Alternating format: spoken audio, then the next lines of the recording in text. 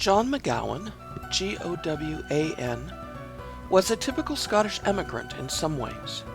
He left a hard land in the late 1800s for new chances in America. Born in 1865, he was the illegitimate grandson of a cotton weaver. He grew up in his grandfather's house, a weaver's cottage on Bell Street in Airdrie, Scotland. He was a few miles by train from Glasgow. He probably attended public school from age 5 to 13. He went to work right after that, assembling and repairing engines, maybe for a coal mining outfit. He was an apprentice engine fitter at age 16. John's grandfather, John McGowan, G-O-W-N, was born in 1806 on a dairy farm as life was shifting from the country to cities. It was a poor living. The young people especially were flocking to industry or leaving Scotland completely. For a Scottish commoner at the turn of the 19th century, the choices for work were often grim. Death and hunger were familiar. Life was controlled by landlords and bosses. Farm work was boring and poor. Mill work was brutal, and so were the coal mines. Other work was controlled by merchants who had a system of perpetual debt for their workers. There were repeated panics, and a person could lose their job and home for little reason. John was born near the great Paisley Abbey. Paisley was a weaving center, and John knew about silk and linen weaving. He probably helped weave linen at home as a child. He was born into a world in which hand-loom weaving seemed to be king. The work was clean and weavers were in demand, though too many workers made wages uncertain. Home weaving was better than working in a cotton mill. New mechanized looms were coming, but were adopted slowly. Avoiding the mines and the mills, John migrated across the Clyde Valley to Airdrie, another weaving center, and married Mary Curry, a weaver's illegitimate daughter, in 1831. Textile manufacture has two parts: creating the threads and making the fabric. When John was born, silk, linen, and wool were all in use, but slavery in the USA and new carding and spinning machines made cotton cheap, plentiful, and high quality. The holdup was the weavers. They seemed to be in the catbird seed. They resisted factories and continued to weave at home long after other industries collectivized. In 1830, John might have felt he could be master of his fate.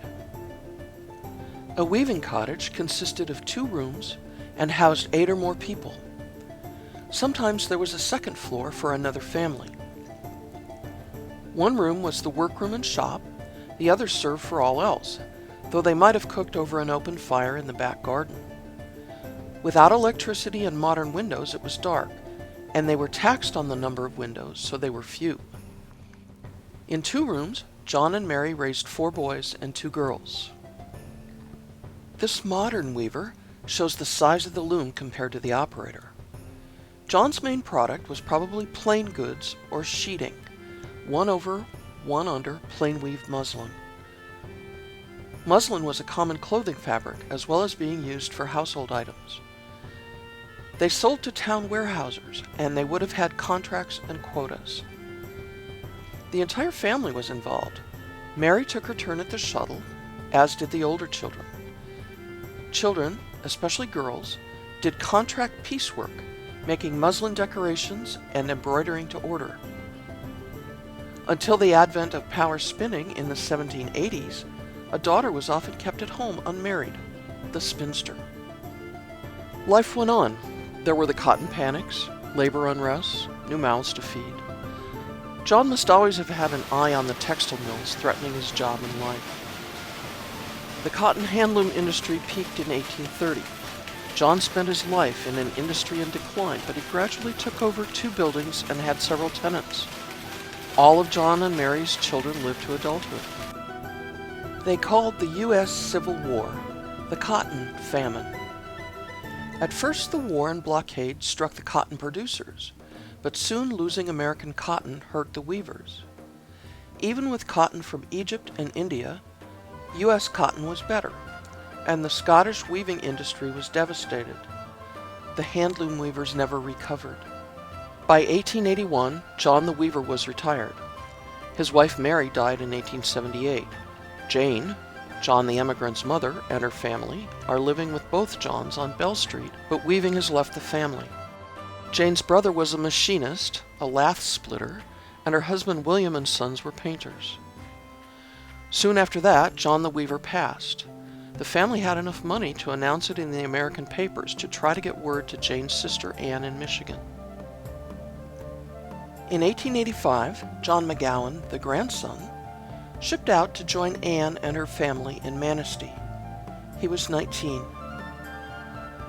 He had his own family, and he died in Alabama in 1927 at age 61, working as a machinist for a railroad. Cotton weaving declined in the Glasgow area until 1968, when the last mills closed. The local self-help society was disbanded the same year. Scotland still produces fine fabrics and cloth goods, but the handloom weavers and their proud independent tradition are gone.